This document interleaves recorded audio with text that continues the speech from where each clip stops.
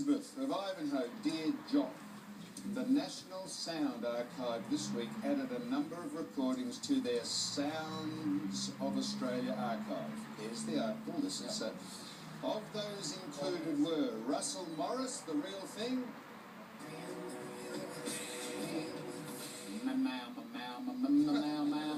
Oh, fantastic! Great songs. I said fantastic song, Russell Morris. Yep. Peter Allen. I still call Australia. Is that going to appear on the new album for us? And a lyrebird. What? Look, that's it. Sound of an actual lion. That would be.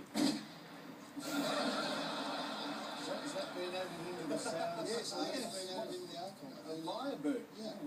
That's an Australian sound. Of course it is. You say yes over there, Rob. Yeah.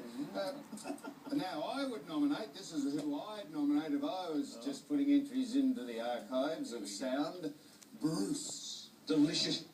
Bruce. Delicious. Delicious. And Jimmy Brayshaw. Sheepers! That's engine slaving over Mrs. B. And this I'd put in, Gaz, on behalf of you. And here